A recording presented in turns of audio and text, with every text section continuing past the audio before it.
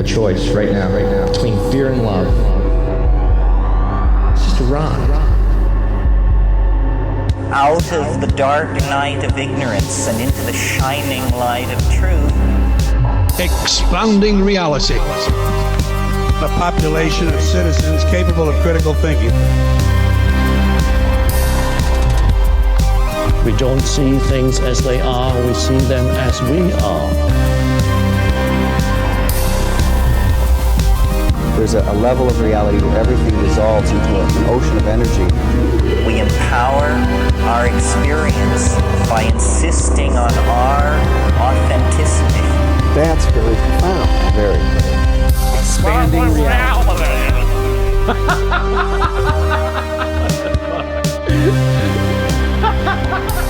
Welcome to Expanding Reality. I am your host, Brandon Thomas. On this incredibly cool episode, Owen Hunt, the host of the Blue Collar Mystic podcast, comes by to drop some absolute knowledge on that ass, as well as we continue the Creative Expansion Art Series with Kirk. Now, it's all going to be linked down in the show description, how to find both of these gentlemen, as well as the video version of this, which I highly recommend. Owen and I caught ourselves several times just watching the artist, and it was incredible. So, could not thank these gentlemen enough, as well as make sure that you check out the Patreon link down in the show description to support your favorite show, get access to all of the cool stuff, as well as the afterthoughts, guys. We have an amazing afterthought on this one. We go balls deep on the birds aren't real, and maybe fucking none of it's real. So check the links down there for all of that stuff. But for now, and without any further ado, Owen Hunt. Feeling great. Ready to rock. I'm putting mine on Do Not Disturb by, I'm going to throw it in the fucking back of the toilet. Just take an upper decker. You know what I'm saying? Tossing the iPhone in, dude. I'm done. And on that note, Owen Hunt, welcome to this thing we call Expanding Reality. Dude, it is so cool to connect with you on this platform. You, of course, had me on your show, Blue Collar Mystic. You are the Blue Collar Mystic. I'm going to be linking all the ways to find you, your website, of course, which hosts all of your other links as well. But we're going to throw a couple others, your Instagram, YouTube, and Facebook. Make it a little easier for folks to find you over there. And dude, it is so cool to chill with you. Also want to let the audio-only audience know that we have part of our Creative Expansion Artists live art series continuing here. And we have Kirk hanging out. And man, this dude is also featured in a couple of our journals that we have out for publish, our Creative Expansion series, which is all about art and all about promoting your creativity. And we sort of do a co-collective creative process with that. Clinton, like I said, is featured there for, again, the video version. Link down in the show description, guys, if you want to check it out. But this man is amazing. We are grateful for him dropping some scribbles and some energy on this bitch. So, fuck yeah, man. Clinton, thank you, dude. Always find him, of course, located down below. All right, and he is going to join us for the afterthought, which highly recommend you guys check us out for those. They're going crazy. Clinton already just 3 words. Birds are real. I'm upset. So we're going to talk about it, and we're going to get into birds, and because it's insects too, man. You know, it's so many things. But again, don't get me fucking fired up right now. We're going to talk about it in the afterthought and many other things. So want to again remind the audience that all the ways to find you are located down in the show description. Owen, how are you, dude? It's good to see you. It's great to see you. It's great to be here. Thank you for having me, Brandon. Dude, fucking A, man. You are a comedian, raft guide. You are an author. You've got a new book, The Kabbalion, and we're going to talk about all this kind of stuff. You're a podcast host. Is there anything you don't do that you're looking forward to crossing off that list? Anal? No,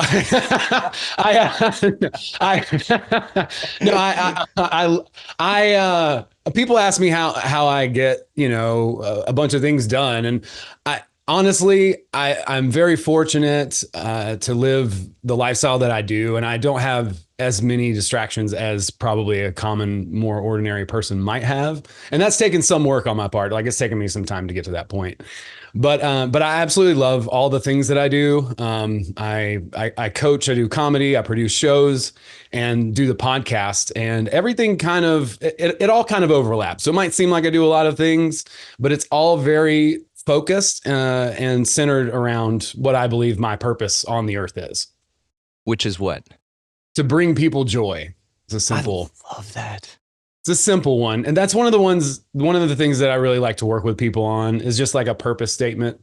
And there's layers and levels to it, but I think you kind of start with just one statement that you can kind of like hold on to. And when you wake up and it's a shitty day or you get a call from a bill collect, whatever trigger it is, you're like, well, you know what?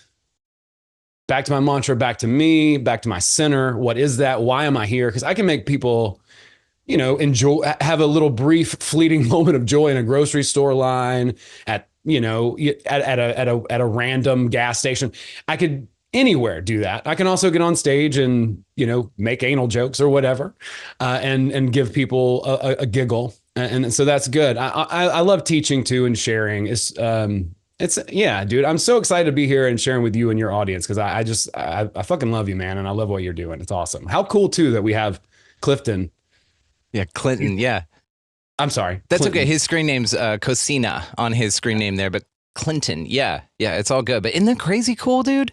I love how he's using the back of the translucent paper to add depth to that. It's genius.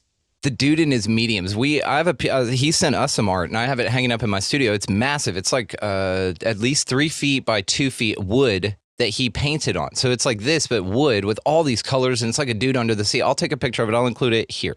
There you go. And it's absolutely beautiful. Plus, he sent us a few other things. Again, amazing. And this is just so cool. I love that we do this. I love that we get to feature artists, and that we have an opportunity for them to show what they can do, man. This is just so cool. Plus, I mean, this is fascinating. On the Portals one with Rita, my wife and I were sitting there listening to Brian and I talk, but we were both watching Rita.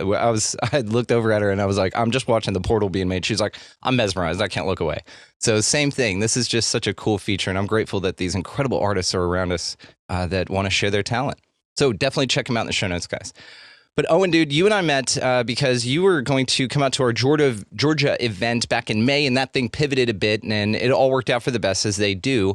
But you were actually going to come up and roast humanity from Bigfoot's perspective in a Bigfoot outfit. And I just thought that this is one of the most creative things, the way your mind works. You're just insightful as shit with your ability to dive into the deep and the esoteric and teach these incredibly complex concepts, not only with clarity, but also with humor and with ease. You adapt this with such a grace, but it's so rare, but it's such a beautiful light to see. So again, I'm elated for this conversation. Absolutely love you and what you're doing, my friend. So in fact, just in your own words here, just for the audience that may not be too familiar with you, how did this all start? Give us just a quick overview and what you're excited about that you're working on now. Yeah, well, it's been a whole life up to now of an exploration, just being a curious person. I would say that's probably my biggest strength, is just curiosity. But really, I dove down into the conspiracy sort of rabbit hole in 2012, right? And we are going to talk about birds aren't real. So I strongly recommend people hanging out for that, because I can make the case that nothing is real. Ooh. But anyway, we won't go there. But ultimately, crippling depression, those are the two words that really kind of got me on the spiritual journey and the self-help, because I got so victimized by my own mind, all the conspiracy stuff that I was learning and studying, which was all, good, true stuff. But I really had a hard time processing it and living in the world in a, functional way emotionally back in those days. I mean, you've been around the block for some time, but it's like people were talking about this stuff more now than ever. And there really wasn't a whole lot of ways to connect to people and share. I would try to talk to my family about this kind of stuff, and that didn't go well, but it put me on the spiritual path. And ultimately I found several different books, the Kabbalion definitely being one of those. And that kind of helped me to resolve the conspiracy stuff and empower myself, because it's like, ultimately, as much as we want to change the way the world is and the way the world works, it's just never gonna happen. So those principles of like natural law, how the world works, instead of fighting against them, I ultimately said, you know what? I surrender. I can't beat you, world.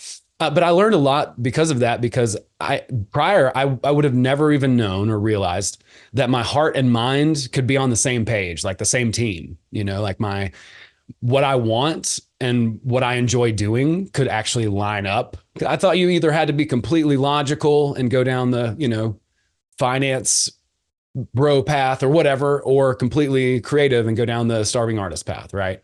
So worlds and worlds have opened up to me through the whole journey, but just finding out insights about myself, understanding purpose, ikigai from that's like an ancient Japanese thing, but it has a lot to do relating to purpose, relating to mission, passion, your goals, what you can do and what you can give to the world, and resolving a lot of that. That's kind of what's gotten me here. And I really just want to help to propel other people and help them understand themselves at a deeper level, see themselves in context, and take a lot of these very heady, esoteric ideas and concepts and just bring them down to earth. The whole blue collar mystic thing, that's really what that's about. I'm from West Georgia. I grew up around a bunch of meth heads. You know, I've done lots of it. I don't anymore, but but I did. And it was good. I'll be honest. It was like, it made you feel good. It's too fun. Too fun. No, but yeah, I mean, like people like that, simple people, like regardless of who you are, I want to be able to teach people these ideas and impart them to them in a way that's just easy and makes sense. It's like, if I can give you a few tools, a few ideas that you can put into practice today in the next 20 minutes. First, I'll give you one. You're probably a shallow breather. If you're watching this, you probably meditate and shallow breathe. You probably shallow breathe even when you think you're breathing deeply. So check that. That's huge. That'll change your life. That'll change your fucking life. Just not breathing shallow anymore. We're not getting enough oxygen, just standard. So, just a simple thing.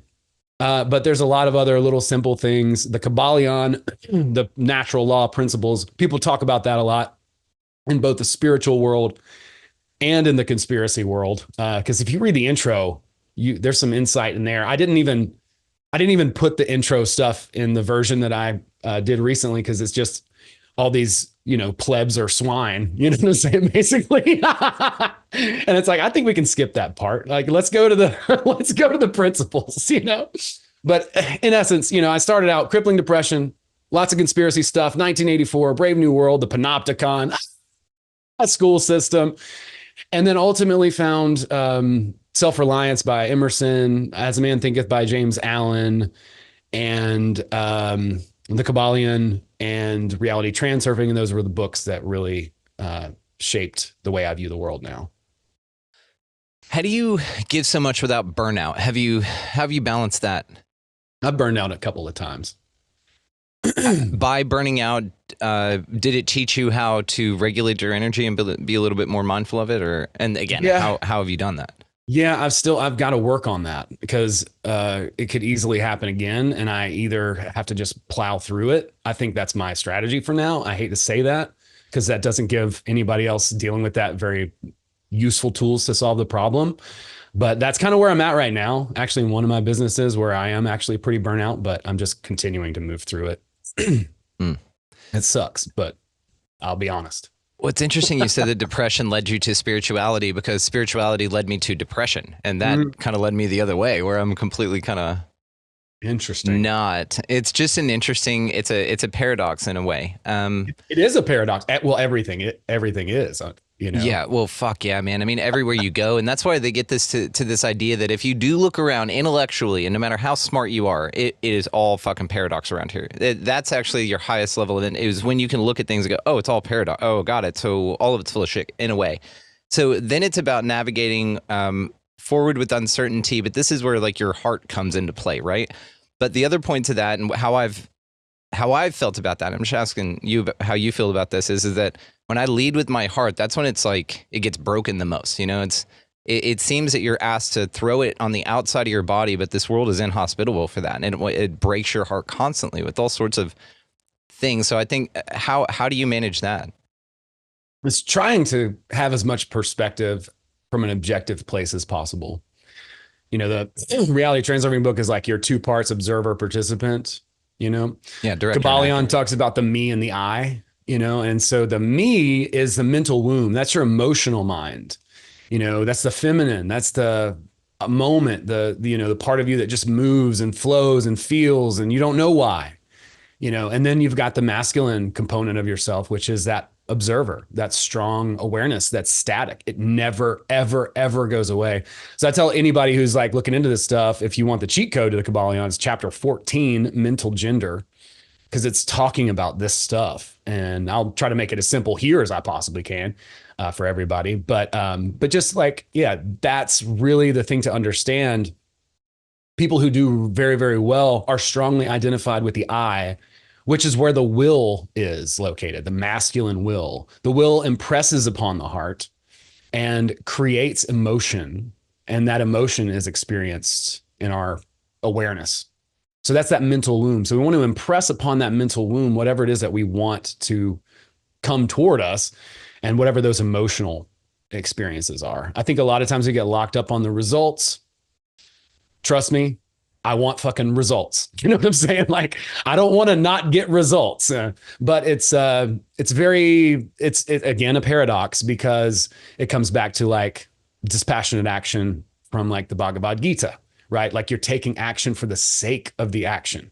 So what is it that we can find if that's bringing people joy, right? Like, there's a lot of different actions I can take. You know, I can tap somebody on that I know and on the shoulder and sneak up on them at the grocery store and surprise them or whatever. You know, there's a million different tools that I can use in order to do that. But whatever that is, just finding ways to put it out there into the universe. So using those tools. So distinguishing, and this is a paradox, but distinguishing the I from the me is how you become whole as one, right? Like, to resolve those two opposites, if that makes sense. Yeah, distinguishing though, but do you just mean by recognizing it and saying, oh, my needs in this physical body are just because of the physical body's needs, and that particular part is going to require this, but my spiritual body knows better, and that delineation between the two, is that how you're navigating it? I would say like that, and this is going to sound a little crazy, but it's true. Like, our brains are just always playing tricks on us. Fucking A.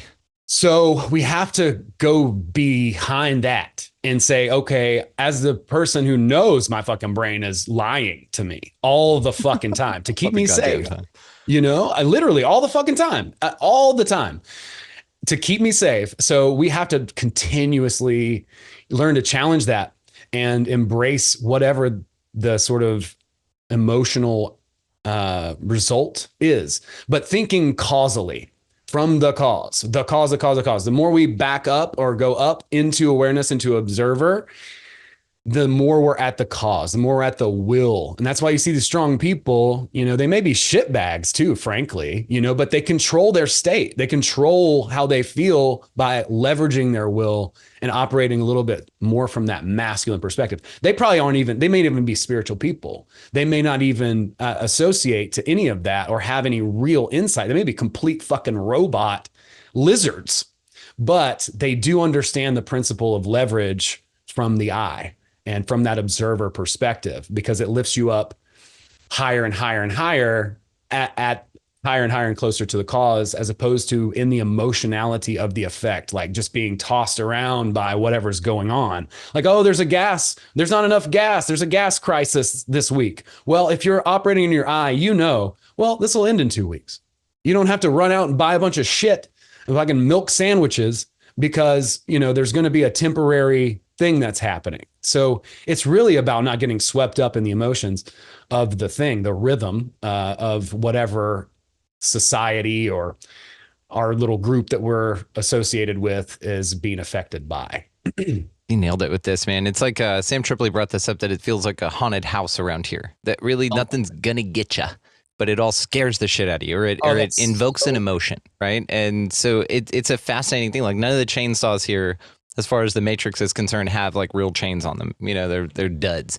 And so that's an interesting perspective, to think that everything here is just trying to terrify you. Your brain's in cahoots with it, and it wants to pull you down those rabbit holes as well, because it feels like it's important to do so. But retraining your brain and resetting your nervous system, like, what does that look like for you to be able to, what's your process, or some tips on that for folks? There's a lot of things that you can do. And the first thing that I've kind of recently learned that's kind of mind blowing is just going out and being social.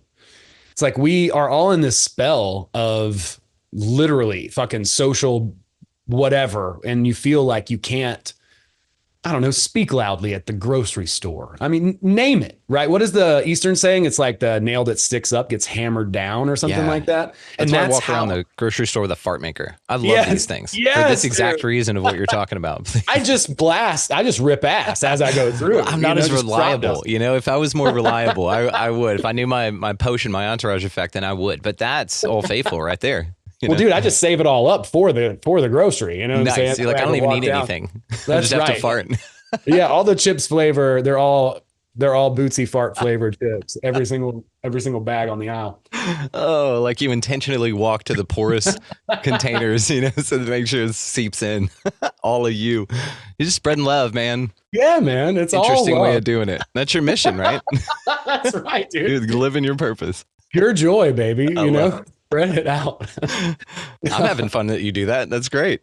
No, but seriously, I mean, I think our brain, again, back to our brain lying to us. And this is stuff that I've kind of recently picked up. It's helped me a ton to just get out. And like, if you go out somewhere socially, just start talking to random people, as many random people as you can. Everyone. It doesn't even matter what you say, especially if you say it with, an air of confidence around you. But it's amazing what a vacuum there is. People are looking for authority so much that if you go out there and just pretend like the fuck you know what you're talking about, they'll start following you around. You'll have a cult on your hands in about 20 minutes if you're not careful. There was a guy that stood there in line with a lint roller at a place and like wanded people down as if it was a metal detector, and everybody stood there with their arms out and shit. Have you seen this? It's white. It's got lint and fuzzes hanging off of it, and he's just going like this, and people are stopped and just all about it.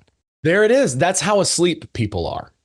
Like, that's literally how asleep most people are. And that includes myself too. I'm not like just being like, oh, these, lower swine that are so sleep. No, dude, we're all in this, like, I mean, we don't have to go back but a couple of years to really see physically evidence of this, but you can absolutely see it, and it's like, if you can figure out a way to just get yourself into that, because everybody's had like a banger night where you've gone out and just crushed, and all your friends were fun, and you were happy, and you were felt comfortable, and you were surrounded by people that you loved. You can do that anytime, and so by doing that, it can actually, your brain will open up, because your brain's lying to you. You can't talk to that person. You can't say that. That's not socially acceptable. That's rude, whatever it is, right? Especially in the South. But if you just start challenging that and you get into like a bit of a flow, like a social flow state, your brain will open up in a way that is completely new to you, like a child's, like a 6 or 7 year old, like about 6 or 7. That's when our brain starts fucking shutting down, because they shoved us into the institutions and made us shut down that part of our brain that just like runs around with its eyes closed and plays silly games and doesn't really care about what anybody else thinks. Like, all of that stuff is all social conditioning. It's all programmed into us through the indoctrination centers and the media and all that. But we can challenge it, and it's really, really cool to be able to do that. You will find out that you're a completely different version of yourself. It's kind of like taking ecstasy, if anybody's ever done that, but you don't have to take any drugs. You just go out and start literally talking to everyone. Everyone, like, it doesn't matter, and just start saying hello, talking to them. They'll be enamored. They'll be like, how is this person doing this? And it'll surprise you too. But it's like, you could go somewhere, and you don't have to do this in your hometown, by the way, if it makes you feel a little bit more comfortable to go somewhere else outside of town. But like, literally just in the street at night, or in a club or bar or whatever, just go up and just start talking to people. It sounds so weird, but it's a super simple hack, and it really can change your emotional state really quickly. It's a lot harder to do it. Like, I'm by myself a lot. So like, I'm driving, I'm by myself working at home, so I'm alone a lot. And so the longer you're alone, I think the more you're going to get in your head. So it's like, it's a really good practice, I would say, to just go out and be social in some way and start tearing away the layers of social conditioning. You'll notice the people that are having the most fun and who are probably the most successful and things like that are operating in a way and communicating in a style that comes off and basically shows you that they don't give a shit, that it's like a millionaire. A rich man doesn't have to tell you that he's rich, that type of thing. It's the way that we can learn to carry ourselves and speak in a way that people will key off of that. But it starts out with just going and with the faith, knowing that your brain is lying to you, going out there and doing something. And there's other things too, obviously, that can increase. I love hiking, rafting, like you were talking about, all that outdoor stuff. But I just recently learned about going out and just being sober and being social. You know what I'm saying? Like, most people go out and drink, and you see what happens. They have a good time, they get out of their head, but you don't have to take drugs or drink or any of that to literally like open up your fucking mind. It's crazy. Cheesy as it sounds, high on life, I'm not a proponent of that saying, because I'm usually got cannabis going on, but high on life is an interesting way to go about it, and it's this idea of just breaking the ice with new people. All really it takes is a smile. I heard this tip of treating portals or doorways as smile cues. And every time you walk through a door, smile, no matter what it is, and practice around your house, like a weirdo. Just walk through your door, walk through your bathroom, whatever, smile. And when you do this in a doctor's office or a store or something like that, maybe you're the only smile that person's seen, or that person working at the desk has seen.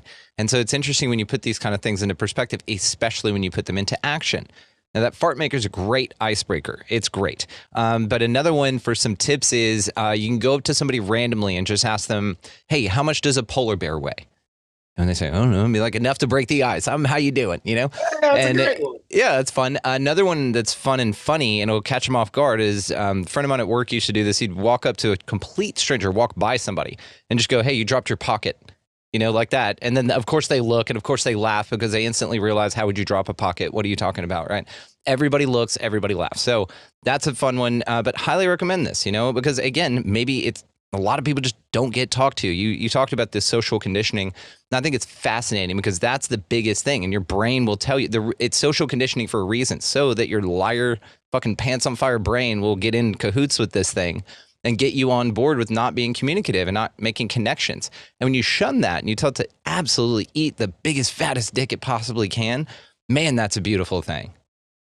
Yeah, I think we put ourselves in our own prisons so often, right? It's like, I'm an introvert. Yeah. I just don't like talking to people. Bullshit. If you got out of your head, I don't care how much of a fucking introvert you are. If you got out of your head, you were having a lot of fun, you were around people that you really liked, having a great time, you wouldn't be identified with that idea of yourself. You know what I mean? You just be enjoying and doing crazy shit that was completely and totally irrational and fun, So I think it's good for us to get into that place. It's like everything that's happened has made us less social. Even social media makes us, ironically, less social in a lot of ways. Terrified of being social. Yeah. Just because we're communicating in a different way. And it's like, it's a completely different dynamic if I come up to you and talk to you versus if I send you a message in your inbox. It's not even really comparable as far as the interaction and the emotions of that interaction go. There's all these human hormones that we,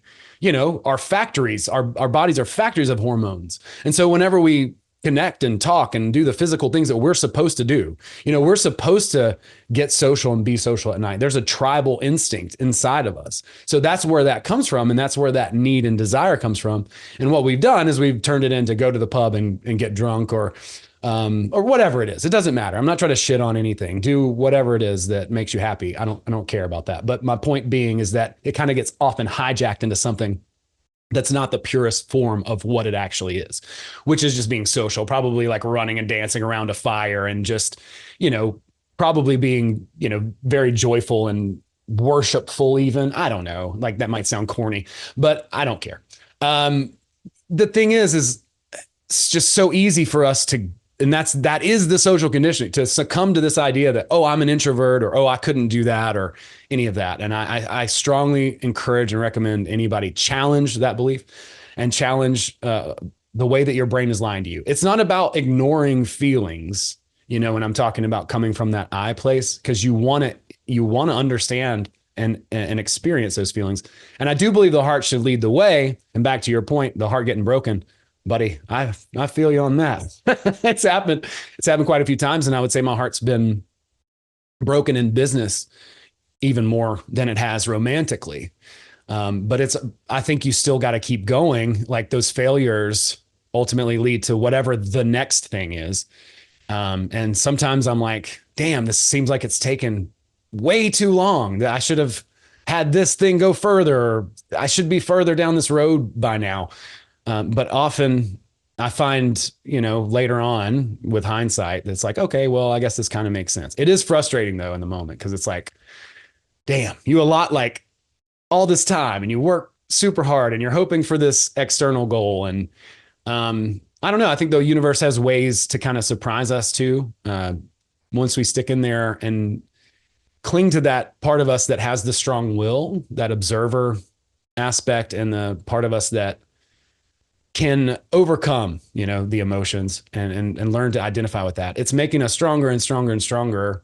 And I believe, just because I choose to, I have no real evidence, if I'm honest, other than past experience, that's ultimately going to roll into something that's so unique and custom tailored to me that I couldn't have dreamed it up myself.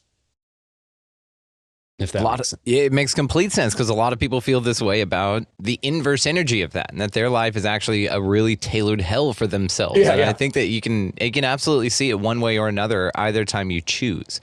So do you feel that it really is a choice at that point, that you can just sort of big boy pants, put them on, fucking get over this shit. That's just life. And that's sort of a bit of what we're here to achieve. A little bit, but not entirely. I think it comes from amassing tools and being aware, because you really, what it comes down to is what the Kabbalion and really all the spiritual stuff comes down to is controlling your mental state. It's mentalism, it's mentality. So that doesn't mean that you just ignore the awful emotions in your body. And it doesn't mean that you shove them down, and repress them either.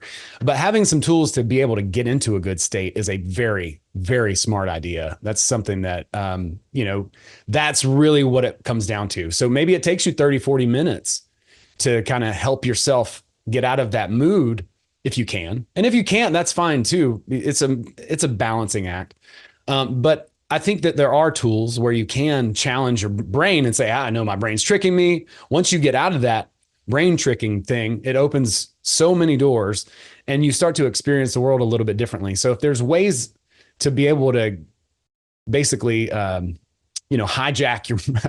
your mind, you just take a ton of action, overwhelm yourself, get out there and start doing something that gets you out of your head, then that's a secret little hack that can be super beneficial. And like, there are elements to it. There is part of just being tough, having strong resilience, emotional fortitude. Those are virtues. I mean, Marcus Aurelius and all those philosophers make a lot of great points. There's of course there's the other side of their point too, where it's like, did these guys even have the opportunity to enjoy any of the things that they're experiencing because they're so stoic? So that paradox is always there. But ultimately, if you know what your goal is and what you're moving toward, it's like people say, oh, you're doing all this stuff. Well, I'm working toward one goal, right? Like, yeah, there's a bunch of shit that I'm doing to get to this one goal, but I'm moving in one direction toward that and what it is. So it's really about focus and understanding where you're at and finding and learning tools to be able to help you get through those challenging moments. One of the hardest things I've had to do is just work by myself, and I've been working by myself now for years. And I don't know, it gets sometimes a little bit exhausting, because there's no one to talk to or bounce off or whatever. And so that can be frustrating, but it's also an opportunity to learn how to, shift. It's like, if you can be mindful in whatever it is that you're doing in that moment, you're going to be so much more effective at it. And I've done this in the past where it's like, I'll be literally like writing and I'm like, well, should I be making a video? It's like, no, dude, you're being productive, right? Just be in the thing that you're doing right now. Yeah. yeah. But I literally have those thoughts because it's your brain playing tricks on you. What's the most important thing, And so learning how to shut that down and to understand what is important, what is most important, and prioritize those things. I think that's a great place to start. We're always growing and learning and going to be challenged and going through, different problems, shit, garbage that we're going to be going through. It is just part of it and what it is. It's like frustrating, but at the same time, it's beneficial. It's like the world works the way that it does. We can't change it. So how can we leverage it? Leverage is what it's all ultimately about. You nailed it with this. And so that actually leads me to my next thing. It's kind of a two-parter, but I'm going to ask you the first part first. Okay, thoughts. What are your thoughts about thoughts? They just come, don't they? They just like float up in there. It's crazy. So my thoughts about thoughts are that you can't actually control your thoughts, but you can control the direction of your thoughts. So I don't think you can actually be like, well, I'm going to choose everything I think, because that's bullshit. Because there's crazy shit just floating up in there, stuff you never asked for, kinky stuff even. But you are going to have those things kind of pop up and fizzle into your mind. But you can change the direction of your thoughts. So for instance, if I wake up and I'm having just suicidal thoughts, which is, I don't know, a typical Tuesday, whatever. And so I get up and I'm like, all right, here we go. I've got this going on. I can lay in bed and I can just lay there and just continue to be basically at the effect of this cloud of depression, sadness, bleakness, pointlessness, and I could go on, or I could just get up and start writing. So if I can get up and start writing, that puts me in a position where now I'm actively choosing my thoughts as opposed to being at the effect and allowing them to just push me around and make me go where I want to go. It's not that those thoughts are not relevant, not important, or shouldn't be listened to. They're coming from an important place. But at the same time, they need to be dealt with in a proper fashion. They don't just need to be either ignored and they don't just need to be allowed either, right? So I can change the direction of my thoughts. I get up, and what I like to do, my first thing, this is what I'm doing now. My morning routine's changing a lot, but I will just read. I wrote like an essay of like who my higher self is and its characteristics. So I will just read that and then try to get that in my head and visualize who is this person, who is this person, who is this person, because that's how transfiguration works. You know, they look at Jesus to become more like him. So it's like the more that you expose yourself, it's an environmental thing, to that thing, the more that you are going to subconsciously pick up on those aspects. So that's my first thing of the day. I always do morning pages.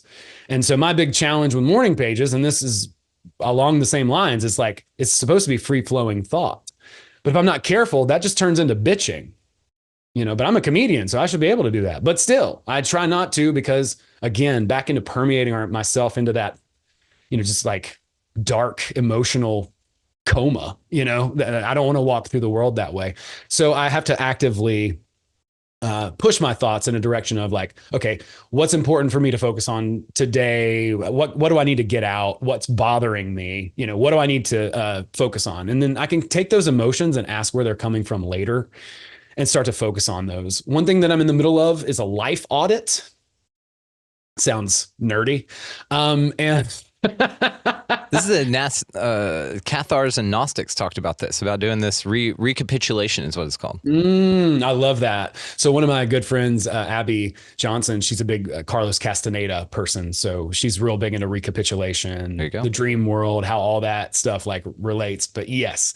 And this is something that's ongoing. It's like when I first started self-help, if you're first starting self-help, you might be like, I'm going to journal once and then I'll have everything figured out. But it's like, dude, I literally have like a whole entire drawer full of notebooks that I've written journaling and jokes and all kinds of shit. And it doesn't actually ever end. So back to that whole idea, it's really about the process. So I'm trying to become this better version of myself, but I know I can't live up to that standard today. You know, and if it becomes a comparison game, then I'm fucked. So I've got to understand what these virtues and values are and slowly embed them into my psyche at a little bit of a time and start to build a process that's going to do that automatically. So the biggest hack when it comes to goal setting and moving in a direction is finding processes, not setting goals. That's the big trick. Like if you come and do a goal setting session with me, we're going to figure out your goal. But that's not the helpful part. The helpful part is the process that you put in place that makes your goal impossible to not achieve. You're going to achieve it as a byproduct of the process that we're doing. So focusing on that and shifting thoughts and the thought stream, as opposed to trying to control individual thoughts. Like you may have, if you have repeat thoughts, you need to get those thought loops out and write them down and figure out why they're happening and start to diagnose those individually, and that goes for me in my morning, of just like a barrage. I don't know if it's demons or the fucking 5G tower over, I don't know. But, I every morning I'm like, all right, I got to break through this. And it used to not be that hard. And also there's no real, nobody knows where emotions, really come from. Obviously it's a chicken or egg kind of thing. The more you're in charge of your thoughts, the better your emotional state is going to be.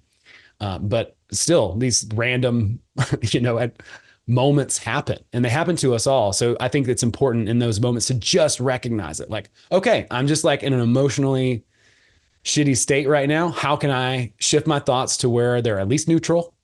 And, I don't have to lie to myself. There's a great book by a guy named Trevor Mawad. He was a coach for Nick Saban and the Georgia Bulldog football team, Kirby Smart, called It Takes What It Takes. That was my favorite of his 2 books. He has another one called Thinking Neutral that's also good. But he talks about the idea of neutral thinking in both and how effective that can be, because athletes see right through the bullshit when you walk in there and you're like, come on, guys, we got to believe it. It's like the Mighty Ducks. Quack, quack, quack. They're like, this guy is cheesy retard. But you know what I'm saying? Like, get out of here, bro. We don't believe, we're not buying what you're selling because we know you're full of shit. Boo. Exactly. They just like remove it. But when you talk to them in a rational way and make, objective goals, his big thing when he was working for Florida State is that nobody say any stupid negative shit out loud. He's like, you can think it, but just don't say it out loud in the locker room. And so that's a great place to start. For me, I used to come completely undone. If one negative thing would happen, I would shoot into a fucking spiral of negative, just pus and garbage. I would shit on every aspect of my life because a check bounced or whatever, it would just trigger me and I would just completely come unraveled. It was pathetic, but it's taken me some time. I didn't even know I was doing it. I was completely unconscious of it. It was like a natural thing. This is how society brainwashes us, So ultimately, getting to the point where it's like, okay, I'm just not going to say it out loud. You can still have those thoughts, and then turning that into, okay, well, I'm just going to think neutral about this, and then turning into, okay, this is actually an advantage, because as you go higher and higher, you probably can, depending on your level of consciousness and your state of consciousness. If people aren't familiar with David Hawkins' scale of consciousness, the map of consciousness, I strongly recommend checking it out. It's awesome because you can't jump a level. You can't jump from like shame to courage. It doesn't work that way. You have to get pissed off. You have to go through anger to get to courage. And I've been even finding myself, in anger and up to courage, anger, courage, anger, courage.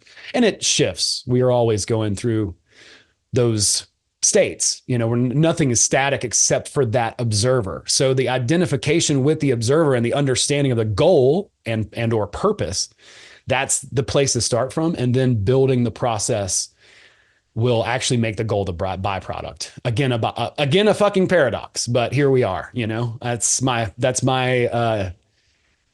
pretty quick and dirty approach. It's beautifully stated. I mean, and you nailed it earlier, because what one will find when you've set this goal, you declare, I find in my experience is that set this goal, declare, happening, go. And then tons of momentum. It's riddled with synchronicities. There is a beginner's luck that can be undenied. You can't deny that. It's just, yes, everything. And then comes the resistance, because it's going to test your resolve. It's going to give you a ton of momentum and then give you more than that momentum that's trying to stop you. And you need to make up the difference with your attitude, with your disposition. And usually what stops you is anything that's going to trigger you moving forward down that path that you need to go ahead and address now. Now, what's fascinating about that is that as we navigate through this place, I sort of see it as a toroidal field, right? To where as it's coming out of you, you're watching it fall like rain in front of a window. And if you follow like one single drop, you could see it come out of you, walk down the wall, and then come back in you. And it seems that this process is observer observing the direction that it took from the last drop that came in. It's a cyclical process, like a pump. And what you're observing, you feel about as it's occurring. And so that emotional state based on that experience is what's reverberated back in you.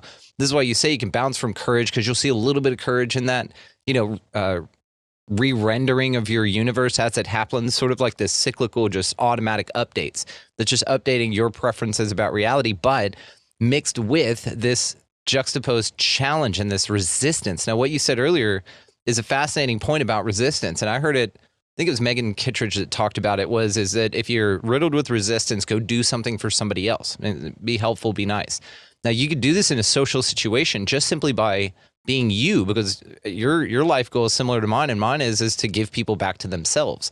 And you do this by giving them permission to have fun, permission to say fuck the police or whatever, you know what I mean? And so you have these moments of contact within that, but by you stepping out of this stagnancy, you offer yourself a break from the resistance. And that's one of the most fascinating parts about this as well, this sort of balance, like I'll be working on something for hours.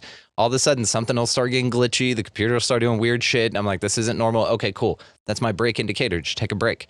It's this fascinating point about momentum and getting something done, but also squirreling. Now, you'll either squirrel naturally or the universe will squirrel for you and throw you a fucking couple of squirrels in your face as you're doing this thing. But it is fascinating to think about that your disposition about it. You need to smile through being slapped with squirrels as you're being, fozzied with squirrels as you're running through this place. But your disposition about it's what's the most fascinating kind of concept to navigate you through this thing. Another thing that I just wanted to bring up, and this is the second part to the question, is you mentioned it, the 5G tower. So when we talk about thoughts, it's fascinating when folks like yourself, folks like some of the greatest minds that we appreciate their input on things, talk about you being more of a receiver, that you're just a receiver for thoughts. You're just sort of getting these things beamed into you. Now, there is a conversation to be had about what type of thoughts are beamed into you. Let's say that we're promised. I know a lot of the spiritual community says if you just keep yourself at a certain vibe, that you'll only receive this, right? This concept of like attracts like, but it's not specifically that. I think that's a bit of spiritual bypassing, because you're going to attract the things that need to challenge you to be the like that you want. You know what I mean? But again, it's going to give you some momentum going into it. So when we talk about thoughts, we talk about them being not yours. We talk about them being beamed into your head.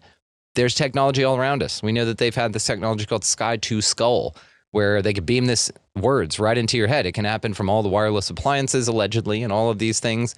We know the music tones, frequencies, stuff like this. But these Gwen towers, GWEN, it's an acronym. And that's really more of what this 5G rollout was about, is this idea, allegedly, again, I don't know, but it seems interesting. Whenever you look at these towers going up and then all of a sudden mindsets shifting, I can tell you from personal experience. We live out in the fucking middle of nowhere, dude. And my neighbor across the street and down a couple houses, less than 100 yards, about 100 yards from our house, decided that he would take them up on selling a part of his land for one of these fucking towers. So one of these towers goes up. That's when I start getting the, dark night of the soul if you want, but I do correlate it to that tower being erected. And what's fascinating about this as well is that's when the suicidal thoughts started coming. That's when I started recognizing that there was a lot going on up there that I was unaware of. And it wasn't from a place of ignorance. It was from a place of something's being beamed into me. So that long thing to ask you, when we live around these kind of towers and stuff like this, do you feel that any amount of coaching that we do, any amount of goal setting and things like that can prepare us for the type of barrage that we get with these type of influences? Because now you're not talking about, it's against natural laws. We're told that you shouldn't be able to be fucked with like this, right? So what is the idea, with that? Even with the barragement, do you have any advice? I mean, for me, I get out of it as often as possible. And I can notice a huge difference when I'll drive up to the mountains an hour and a half and be somewhere where there's literally no Wi-Fi. There's no towers like that, in the mountains. So I say you can prepare yourself for it. It's better to know about it than not. That helps you prepare. As far as taking effective action against it, I think you can really only mitigate the risk of it by taking breaks, getting away from it. But I think that's a really smart way to do it. Honestly, we need to be, or most of us are going to have an affinity for nature and a yearning and desire to connect with nature anyway. So that's a great motivator to get out of the house a little bit more, maybe get on a hike here or there and break away from that. I think that's really good. I spend a lot of time on the road and I'm around this shit all the time, but like there's literally one of those things that you're talking about, maybe right on the corner of the street, like maybe 2 houses down from me. Were you around when it went up? I don't know when they put it up. I think it was like during 2020 and I sleep with my head facing the north, all that. I used to wake up and my emotional state was completely different than what it is now. My emotional state now when I wake up is not the same as it was before the pandemic. That's for sure. Yeah. That's here in my house. Like when I'm on the road, things change and I'm underslept and it's hard to even know. Right. But it's hard to measure. But when I'm here, yeah, it's been actually tricky, getting up. For the past couple of years, I used to just like literally just generate like super good, like loving emotions. I would just think about people that I love in the morning. That was my routine then, and then just generate that emotions. Like the more that you focus on it, the more it just expands and grows. And I mean, I would literally have people coming up to me, strangers, like, you have great energy. I'm like, thanks. I'm working on it. Thank you myself. Yeah. Thank you very much. I don't want to get too vulgar. We'll save that for later, for the second half. For the afterthought, yeah. Link in the show notes, guys. Right. But yeah, I mean, I have actually noticed a difference and I don't know if that's why. It could be. But regardless, I've got to just keep doing the best that I can. Morning pages, something that I really do like. And like I said, I've had to kind of watch myself with it because if it just becomes a bitch session, then I don't think that that's actually really helpful. It needs to be somehow constructive. And generally speaking, the idea of morning pages is to just kind of get yourself creating something. It's going to be trash anyway. You could just throw it right in the garbage right after you write whatever it is. It doesn't matter. But yeah, finding routines and ways to challenge that, knowing that it's possibly an effect, and finding ways to get out of that. Nature's great. Get out there, take a walk, get away from 5G towers anytime you possibly can, and all the other internet. We don't even know what the internet does or any of that kind of stuff to us on a real level yet. But I can't imagine that it's very good, like Wi-Fi and microwaves and all the things in our house. I don't think they're particularly good for us. I'm not a scientist. I don't know any of this shit, but I do think that it's probably healthy to just get away and get into your natural habitat, which is not a lot of radio waves and, beaming, beaming energies or thoughts or fake birds or any of that shit. They're fucking not real. We're going to say it. We're going to talk about it. After that, guys, check the show description.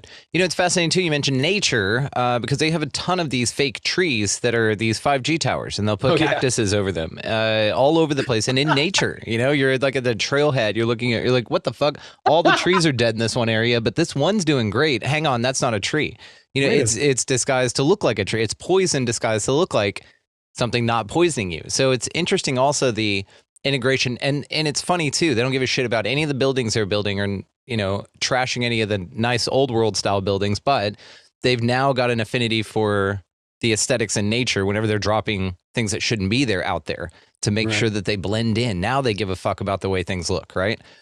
It's just interesting, man. And I'm with you about this. You can't let it bog you down. Now, something I will say about this is that tower thing over here that I flip off every time I see it, with love, right?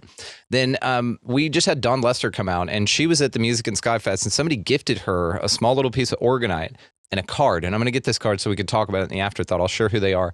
And she came out here and stayed a couple days with us. She's walking around, and she's just, beautiful, older Brit lady, and she is shooting fireworks with us in the front yard barefoot and like dancing off like a 5-year-old, and so we had the best 4th of July with this woman ever. But she brought me this piece of orgonite, or when we were talking about, so she said, here, I just feel like I need to give this to you. The second she gave it to me, I ran outside, found exactly where that fucking thing was, and pointed it right at it. Now, I'm not going to cause and affect this thing, but I feel amazing. Not one fucking suicidal thought, not one. It lightened everything up. And I don't know if this is I don't know what it is. It's sort of one of those ideas. What's that clip where the lady gives the guy the jar of dirt and she says, here, this will protect you. And he's like, how's this going to protect me? And she's like, well, if you don't want to give it back. And he's like, no, so you kind of maybe give it your, this power, but whatever that little card said, hey, it's going to bust chemtrails and 5G towers and Gwen towers specifically for this sort of, I'm going to say, barrage that occurs from those things. And so, yeah, pointed it right up, and I could say, man, I feel great. I'm going to share the info, and I'll link it down below. So, yes, and then we highly recommend Isaac's Orgonite. We're an affiliate for him, and these things are just powerful, I think. I don't know if, you can't rule out that the Archons just go, okay, dial it back for a little bit so he gets faith on this, and then we'll really crank it up and fuck him over. I'm not looking forward to balancing all opportunities with including the Archons in this. Like you, I'm really choosing actively to move forward with some grace here with this thing. And like you said about the curation of thoughts, a couple of days after I put this thing up, I had what felt like me back. It felt like the me that is able to grab his thoughts and go, hang on, that's not me. Move on, and send them on their way with ease. And now I caught myself. It's a cycle of like 3 to 5 things. So that my mind will just sort of dance around, right? And I've noticed that whenever the first one came in, the typical, like the go-to, I immediately saw it, laughed at it, and it moved on about its way. And then it just went through the list, dude. Predictable as ever. I was like, yep, that one's, yep. And there it is. Oh, right on time. That's interesting. And I had such an empowering feeling about it that I just let it dance right off. And it was amazing. Now, I'm not going to say throwing a piece of Orgonite in front of the 5G towers was what did it, but it made me feel like it did something, and maybe that's all it took, right? I mean, anybody can just Google placebo effect, nocebo effect. Like, everything is mental anyway. It doesn't invalidate it to say it was a mental thing. Everything is, and it's crazy. Like, I was sitting in a room with like a multimillionaire for the past 2 weekends, self-made, not somebody who got gifted their stuff. But this dude broke his leg and went into the hospital, and they were like, "Do you sure you don't want any painkillers?" He's like, "Nah, I don't need it. My body makes it automatically." Didn't take any fucking pain pills. He had already torn his ACL, then he broke it. Like, it's like, bro, it's amazing the power of the mind when we learn how to leverage it. It's difficult to learn the techniques and have the awareness in the moment to begin to leverage that. But man, it's like you're talking about, once you do, holy shit. Now you're just like, oh, I see. Oh, there's that next thought. Boom, boom, boom. And look, you just move right through that. It was easy. Everything should be easy. That's the thing about it. When I'm saying our brain is playing tricks on us, that's the foremost trick. That shit's hard. That's the foremost trick. And it's bullshit. Like, we are naturally able to do anything that we need to be able to do. We have the capacity, the ability, and the competency built in. It's just we've tricked ourselves into thinking we don't, because of the social fucking hypnotic trance that everyone's in.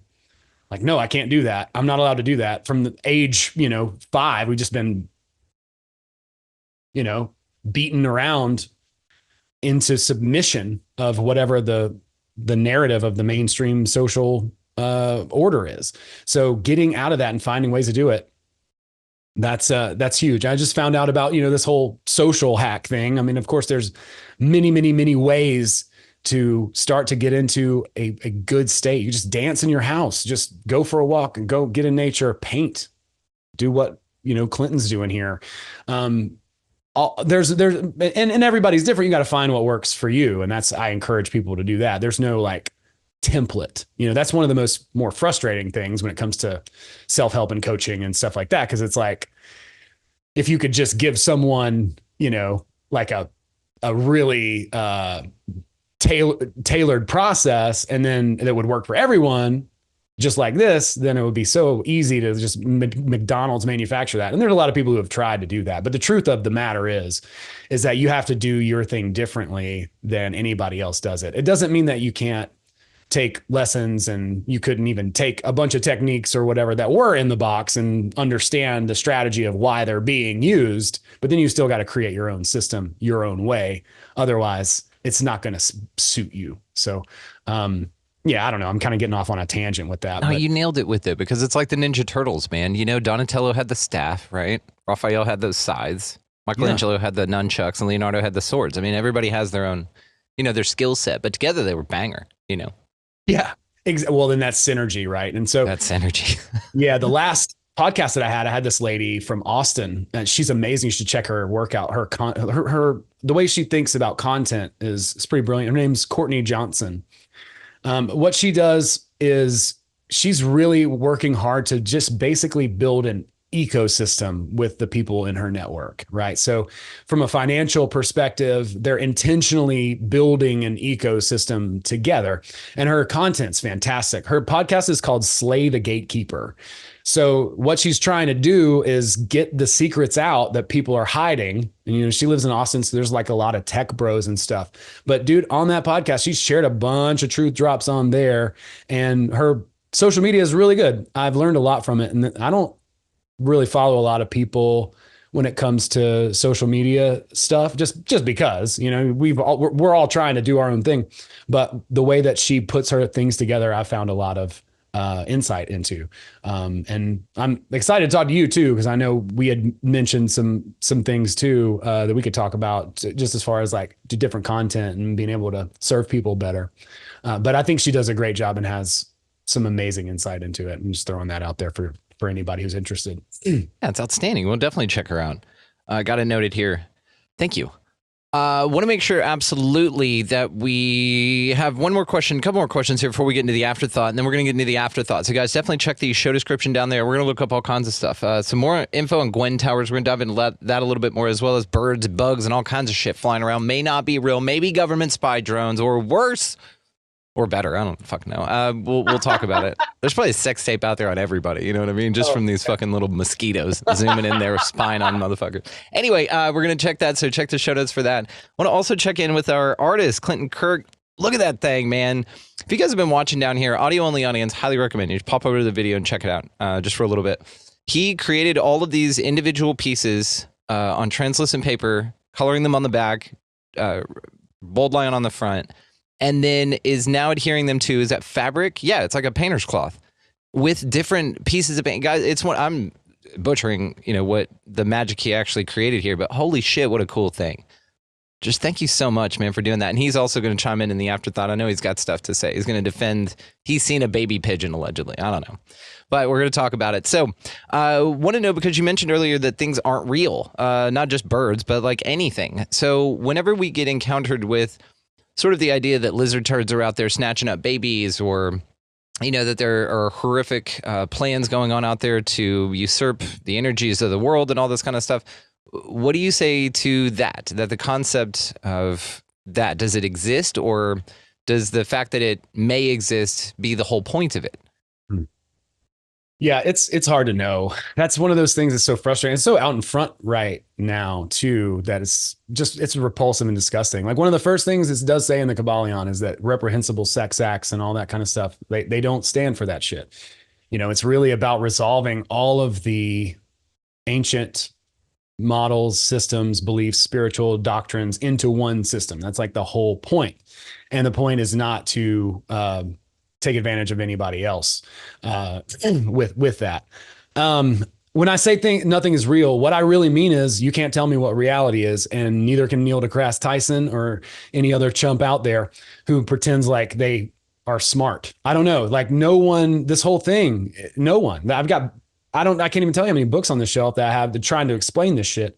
And none of them are correct. You know what I mean? They are all correct and also not correct at the same time. But I think that's what we're all trying to do, is try to understand reality. Like we have a primary need to understand how our reality works from a fundamental, subjective, individual level, right? If I'm wrong about reality, then I might be eating dog turds to stay alive. Right now I die and get dysentery and fucking Oregon Trail.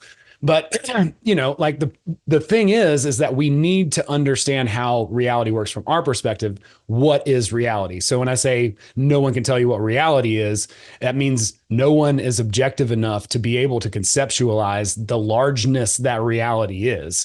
Only can we see it through our own individual perspective. That is the limit of my consciousness. I can't go any further until I hit the dream state, which is probably an OBE anyway. But that's really what I'm talking about. And I think we have to each define that for ourselves.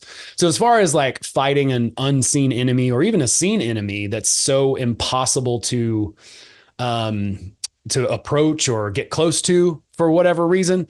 I think it's just a bit of a wild goose chase, and it's probably better to just focus on my reality, what I can do, what I can contribute, building that ecosystem that like we're talking about, and doing something that is, off the main sort of charted course for people. And yeah, we're still using a lot of the tools of that sick world, but it's almost impossible to not, I do think there's a way to move out of that. But I don't think that you can just, it's kind of like the levels of consciousness thing. You can't just jump to that. You've got to build processes and slowly move toward whatever that goal is. So yeah, I think that stuff is happening. I mean, I left Hollywood for a lot of reasons. Two main ones, mostly just the garbage that was being put out. But the biggest reason why I left is because they mandated, the jabby thing. And I'm like, I'm not doing that. Deuces. Thanks for teaching me how to produce. I'm out of here, bitch. But I did get some great skills. But when you're in that world, you get to not everybody gets to, most people are below the line, but you get to kind of see who is in charge and how they act and all that kind of stuff. I think there's a lot of validity to what people suspect is going on in Hollywood. But I don't know how to stop it other than to just create something better. So that's why I really have started focused on individual, independent content, independent creators. Love what Chris Matthews is doing. You got that thing on Tubi. I recently had something that I consulted and worked on go to Tubi, which is cool. I got a writing credit. Yay. Hey. Doing different alternative things is, I think, a better energy than trying to figure out a way to stop the cabal. Cause like, if birds aren't real and mosquitoes aren't real and they're spying on us, good luck stopping the cabal. You know what I mean? It's just like, I don't know if that's the best use of energy, and that's really what we need to focus on is we have a limited amount of, physiological energy, and how can we leverage that? So. Absolutely beautiful, dude. I just love you. Because this thing is challenging to navigate. And as I've said quite a bit, and I'm actually becoming pretty self-aware of it now, and I'm going to change it mindfully because of you. I've said a lot of times that the things that we talk about on here are simple, not easy, because it is, as it applies to you needing to change yourself with the new concepts and see things differently, which is embodying things differently, which is getting through all the states that you talked about constantly, then, it can feel very real for that statement. But you've empowered me to say simple and easy. I'm more of the yes and that's interesting that I'm even just in real time here catching one of my own limiting beliefs as I look forward to shunning all beliefs. It's very interesting. And same thing with the Gwen Tower thing. We talk about this, but it's like, oh, but it's over there. It's not over here. But I was mentally affected by something, and that's full stop. Now, whether it was that thing that did it or not, I was mentally affected. And so it took something else that I thought, again, mental, to come in, a physical object, because I'd put value on a physical thing doing physical damage to me. And so again, interesting when we start really getting introspective about this and looking at ourselves in a real light. And you just really empower us to do that, brother. I can't be more grateful for you in my experience. And just thank you for sharing your awesomeness with everyone, dude. Dude, likewise, man. You're so inspiring to me, and I love what you're doing. I'm so glad that we have connected and we started to collaborate a bit. It's fucking awesome, and I love what Clinton's got down here too. I couldn't help but like watch him, like as he was positioning what he just wrote on that piece of paper. Nothing is real. yeah. God. It is so cool, Clinton. And all the ways, again, to find him are going to be located down below so you guys can check out what he wants to do with this piece. Maybe he offers it. Maybe he wants to do something cool. Either way, that's incredible. And I highly recommend you guys go check out this incredibly cool artist and support his work. All of his, things that you can follow him on will be located down there. But, dude, Owen, can't thank you enough, man. Send us off with where folks can find you, though it will be linked down below, but your own words is always nice. And then also what gets you out of bed every morning, man. We'll get to this afterthought. All right. Well, yeah, you guys can find me on all the ones and zeros at Bootsy Greenwood. That's my stripper name. So keep that in mind too, if you're looking for some late night fun. But, yeah. but I have a podcast called Blue Collar Mystics. I try to make the mystical practical. And yeah, you can find me, Facebook, Instagram, all that, Blue Collar Mystics as well. And then my YouTube channel, I have a lot of audiobooks And those are published by Blue Collar Mystics. That's my publishing company. And then my author name is Bootsy Greenwood. And for the Kabbalion, I also took a pseudonym of the Fourth Initiate. And both hasn't struck me dead yet. So fucking rock on, man. But yeah, please check that stuff out. Yeah, find your purpose, sit down, love yourself, take care of yourself. And please give us the gift that you have within you so that we can appreciate it and and we can use it to further humanity. I don't know. That's sort of corny, but I don't really give a shit anymore. I don't care. Sometimes the truth is fucking corny. So eat it. All right, peace. That's it.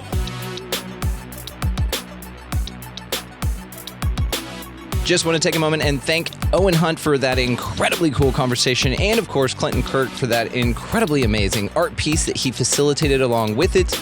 All the links to find both gentlemen are linked down below. Make sure you guys check that out, as well as the Patreon link that'll get you into the afterthought. And that is a banger, guys. Go definitely check that out. We're going balls deep into birds aren't real. Fucking none of it's real. All of it's bullshit, and we have a blast talking about it. So definitely check that out. A great way to support your favorite show, as well as join us for the Hangouts. Those are always awesome. We're doing this completely cool series, Astrology and You, with Emily Trinkus. She's pulling everybody's charts and talking about how it's relevant to you. And so it's fascinating, guys. Highly recommend. Now, beyond anything and all of that, go out into this incredibly beautiful place and find the magic within yourself, because that's where it's to be found, allegedly. So just, that's where it's at. So go harvest it from there. Also, while you're out there just crushing it at life in general, pick up a piece of litter. Might as well get out of the left-hand lane and be nice to everybody that you come across. But also, and beyond anything else, you'll go out into this wild-ass, weird-ass, fucking whatever the fuck realm, and just be good to one another. Thank you so much for watching, listening, subscribing, liking, sharing, doing all the things that are important to folks like me that do this thing.